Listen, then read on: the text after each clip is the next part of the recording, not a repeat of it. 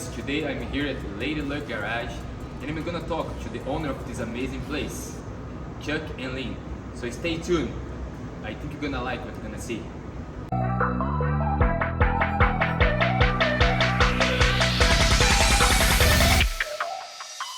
Hello guys, thank you for having me today here.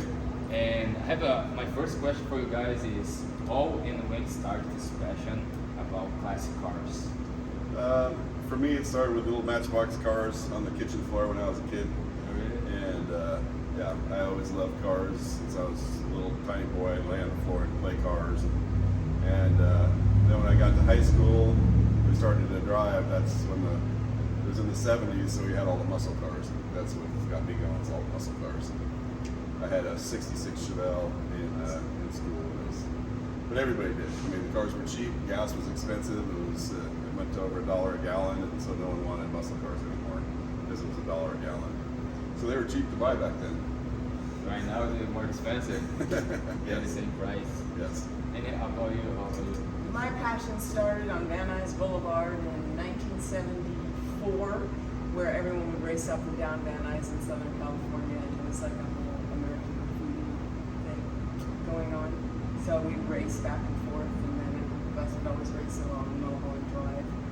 And it was part of the lifestyle back then. We were just kids. It's amazing. So when you guys had like this idea to build up to start like a classic car dealership? Well, I think it was pretty organic. We never really had a set plan.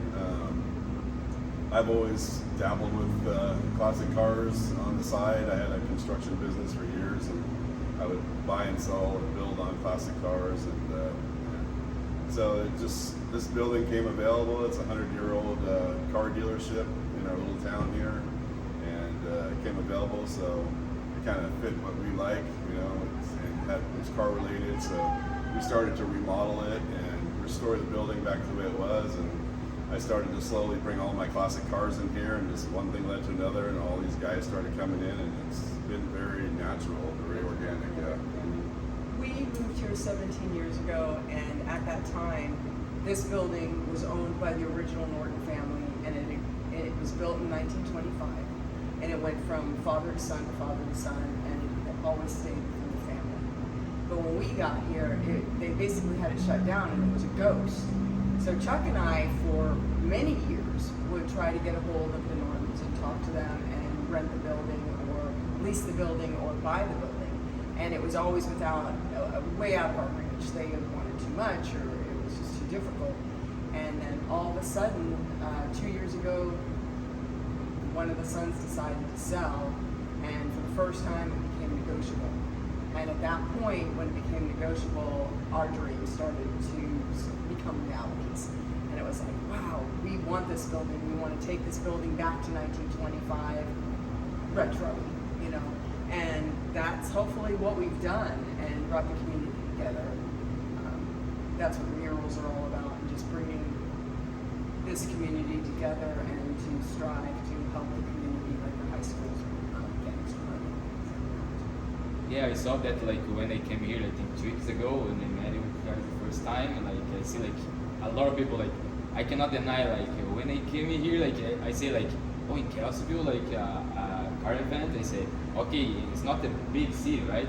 So when I came here, like I arrived like a little bit earlier, I think around 8, and they have so many people, so many nice cars over there, like let's take a look. And after 30 minutes, I see like so many people, like when like I was inside here, like film the cars, like take a look at the cars.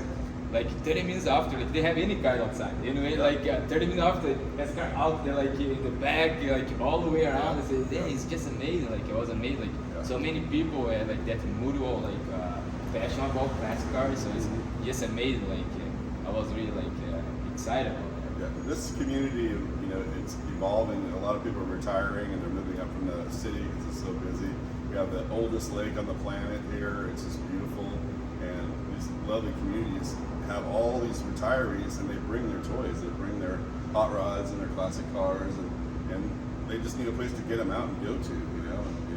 And so we're giving them that chance to get their cars out and then come in and have, you know, donuts and coffee and whatever, Hang out. and hang out and talk with like-minded people, because it's a passion. I mean, it's literally a sickness. I mean, you get hooked, and that's all you think about. You know, it's like she says to me, "Do you have any friends that don't talk about just cars, just the cars?" I said, "I don't think so." You know, that's all I think about. You know, and it's always the next one. I'm trying to find the next cool car. You know, find that barn, open that garage door, and It is exciting. it's really. exciting. Yeah. Yeah, I see that. I can talk by myself because I really like cars since I was a kid, but I never had that passion. And I think last year, when I had my birthday, I went to Las Vegas and said I'm gonna rent like a hybrid car, like supercar. Right. And I went there, and since there, I rent that car, it was like McLaren. Right. And I started my passion. And after that, I just started study about cars. Yeah. And I think it was in Napa. And I saw this car event in Napa, and I started it's just fascinated. These classic cars, some of them almost 100 years old. Yes. And still people still loving that, talk about that, and take Right. their cars, have some fun, hang out with other people. Right. And I started to look at these cars too. You know what I mean? And I say, man, one day I will have a classic car, probably a muscle. I like muscle Right. cars. And that's my next question for you guys. What's your favorite car ever you have home? Oh, that's a tough one. That's hard. Yeah, I just love them all. I really do. I like an oddball. I like one that's different than everybody else's. But as far as one particular car, I really don't have one that I have to have, because I've had so many cars, and they're all different in different ways. You know, some are muscle cars, some are classic cars. You know, I've had some are hot rods. You know, and they're all give you something a little bit different. So I don't think I'll ever have enough cars. Okay. I'll do more. It's addictive, right? Yeah. What, the Chevelle, though, would that be your favorite? Well, I mean, that's where all this started, was in a '66 Chevelle. So I'll always have a little extra pang for those years cars. But I also, we used to race a guy in high school that had a '65 GTO, and he would keep up with us. And so I saw that car running hard a lot and running fast. And so now I have a '65 GTO, just because That's our baby. I didn't own a '65 GTO in high school, but we raced one that I just thought was cool, So I actually own one right now. But that's how it happens. The 65 GTO is really our first baby. When we first got together, we found it In Seattle. In the back of a body shop. In the back of a body shop. We brought her home, and we've had her for almost 22 years now. 22 years? Okay. Yes. So that's not for sale. Yeah, everything's for sale. Everything's for Everything's sale. Okay. But she's special, very special, all numbers matching, and she's in the historical society. Pontiac Historical Society, yeah. And just a special card. Okay, that's great. And what is your dream car you never had so far? I would like to get a '67 Corvette 427 4-speed car, because I bought one when I was a kid, and I went to the bank and got financing for it. It was $14,500, and I was working full time, but I was only in my 20s, and I had a small down payment, $1,000, and so the bank said, okay, we'll give you the loan. I called the guy up, I said, I'll take the car. He said, okay. I said, let me just get the bank loan through. When I went to pick up the check for the car, they said I had to have insurance on the car, paid in advance for 1 full year. And I said, I don't have the money for that. And so I lost the car. Oh. And so ever since then, it's just, one of those. Because Because it was it was butternut yellow with the black stripe and the bubble hood and the 427. And it was a beautiful car, And I just missed it by that much, And I asked the bank to up my loan enough to get insurance, and they were like, no, that's you're maxed out. And that car now is over 100,000. And how old were you? I was probably like 20, 21 or 22, and that was one of the problems. They didn't want to give a 22-year-old kid a big black 4-speed Corvette, which I understand. Probably not a great idea, but it broke my heart that day. I cried about that one out loud. So yeah, I'd like to have one of those. I probably wouldn't fit in it anymore, but that's okay. I'll force myself. Yeah, force yourself. You're a dream, so you have to be like. I enjoy driving. Hey, you drive, yeah. And what about you? Do you have a dream car? I don't know. I just love them all. I've said that if we ever sold the GTO, that I would look for a 1969, 68, 69 GTO, which is a little different style. Yeah, she likes a little shorter style. And I really do. I'm a real fan of the GTOs. I just And you do guys just like classic cars or all of cars in general, like hypercars, supercars, new cars? Or Yeah, the problem with like the supercars and stuff like that, I don't fit. Yeah, it's really I'm cool. 6'6" and I just don't fit. I had a friend who had a Pantera about 6-7 years ago. He wanted to sell it, and I tried to drive it, and I couldn't even close the door because my leg didn't fit. And so a lot of the supercars and sports cars like that are kind of out for me because I just don't fit. So I'm more of a big car guy. I'm more comfortable in a bigger car. What about you? I like them all. Yes, she likes them all. And I bring a pretty shiny little new old whatever car. I fit in it. I'll go for a ride. Yeah. I think Yeah. so. Yeah. I don't know if I've got a favorite. And do guys like? I see a lot of people. I don't have like a classic car yet, but I have like nicknames for my cars. Like they have like they'll have like because I see a lot of people like classic cars. They have like the nicknames or the names for their cars. You know what I mean? Like because it's kind of their children, right? Right. Yeah, so they have. We do. Yeah. Most of our cars have names. Yeah. So like, can you tell like Well, the GTO's Excalibur Excalibur? and the Ranchero. What did you name the Ranchero? I don't know. Oh, okay. Our personal cars, we have I have an SRT8, and when I purchased that, I've got LC, which would be for Lake County, or my initials, the Corey Hart SRT8, and our son came along and went, "Who do you love that's Sir Tate?" Senor Tate or Sir Tate, and I went, "There you go, that's its name." So that car is Sir Tate, and Because I work on a lot of these cars, some of them don't have the best names. So Yeah, but that's make it like really nice because they have like some name, like the nickname for your car is just like my car is too, like you pick like what's the name of this car? yeah, that's great. No, I mean I feel emotional attachment to most of the cars that we have. I work on a lot of them. We get them not in the best of shape sometimes. So they start out as real troublemakers, and eventually you work your way through all of it. But you have a personal relationship. I do with every one of them. So you're a mechanic too? Yes, yeah. I enjoy working on them. I enjoy bringing them back. we don't do it. Like that car, that Starliner right there, that's a really rare car. It's a 1960 Starliner, which was a top-of-the-line Ford in 1960. It sat outside for 47 years in Sacramento. And I bought it a couple years ago, and we've been through all the running gear. We did the motor, the transmission, the rear end, the brakes, the suspension. We've been through everything on it. And after you do a project like that, it becomes part of you.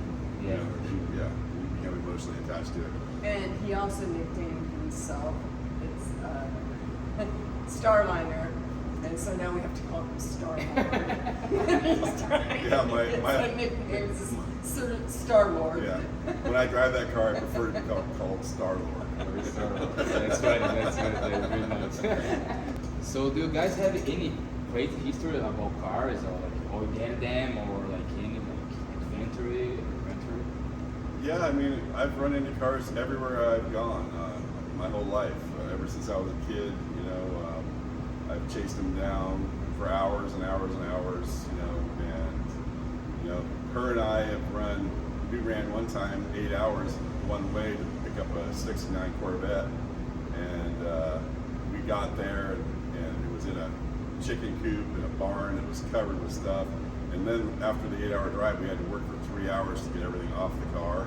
And by the time I finally got down to the car, everything the guy had told me was wrong about the car. It wasn't the car it was supposed to be. Oh, really? It was in really rough condition. And so we ended up coming home empty-handed. So it was 2.5 days and total fail. I I bought a '66 GTO from. I was going to tell that story. Go ahead. That's okay. Go ahead. No. But I was just thinking that we bought a GTO in Wyoming. Right. And we were pretty new. We were a pretty new couple, and we decided to just load up our car and drive and pick up this car. But to do that, then we needed a truck and trailer. So we contacted a friend of ours in Texas, who went and got the truck and trailer and loaded up the GTO. Remember this with Mikey? And we were going to meet him halfway and swap vehicles or something. Anyway, he picks up the car and breaks down somewhere in the middle of Wyoming and pulls over the side of the road, catches a ride, takes him, flies back to Texas. His transmission broke. And he's like, so yeah, your GTO's in Wyoming right now. So somewhere like in Laramie, Wyoming, on the side of the road, we're like, huh? So we actually paid to have the transmission fixed. Her and I flew to Wyoming. We picked up this truck and the GTO. We made it about a mile and realized the truck wasn't going to ever make it back to where we were going in Washington. And so we stopped at a dealership. We traded in the truck. We bought a 1974 Chevy pickup truck, and we actually dragged that GTO all the way back from Utah and everything. It was just back to Washington. Yeah. That was our craziest. Yeah. We ended up in Brigham, Utah, at a Denny's. Yes, one morning, and just I know at about what 10 o'clock we hadn't at night. we hadn't showered. I mean, we were on the road. We were just in terrible shape, driving this old '74 Chevy truck with an old car trailer and a beat up GTO on the back. 66. He has long hair. And long hair. We looked like we were homeless, and we walked into this Denny's, and there was it was a Sunday evening, and there were all these beautiful families all lined up at these big tables, all dressed and nice. All and Mormons. And we walked in, and I thought they might kill us. Yeah. I mean, we were like, oh, but everyone was very friendly, and but we got the stares and the looks, Yeah. and we're just like, just feed us. We just gotta get home. And how long ago was that? Oh God, 15? No, 20 years ago. 20 Yeah, years, 20 yeah. years ago. Yeah. But I've had so many car adventures. I mean, I bought a '59 El Camino that hadn't moved for 40 years. It was on top of a hill, and it was the dirt had come up halfway up the tires, and the pan of the car was sitting on the ground. And it took me 6 hours with a shovel to dig it out. And then I tried to pull it up on my trailer with a winch, and broke my winch. And so then I unhooked the trailer and used the truck and pulled the thing out of the hole and it was just an incredible archaeological dig to get it out, you know. And then we got it out and cleaned it up and got it actually running, put a brand new big block in it, and we sold it for a really good profit. But I mean, these are huge adventures, you know. Well, it shows how much love we have between us because he has drugged me to more locations, more barns, more rat infested, and I just look at I like clean and shiny. Yeah, I do, sure. and it's like, really? Again? Oh. But That's my passion. I'd rather buy one that looks rough that can be brought back and bring it back. bring Yeah. things back to life like this. That's- one. that's- Yeah, there's like I'm my major architecture, so it's the same. Like I think when like build up a house, you know what I mean? Like you put like a drawing, like you when you see like that thing like trading life, like you know what I mean? That is like become your baby. So I think that's the thing you have like about cars And the building too. I And mean, the the buildings, building too. was that way. I mean, I felt the same way about the building as I do about the cars. It's like it's there, it's a shell. It used to be spectacular, and I can bring it back. I can make it what it used to be. And that's the passion. Yeah. Chuck's been a contractor for years, so we've had a couple little buildings that we bought or homes that were everyone who'd look at them would tear them down, and we've gone in and done. They've got a great shell.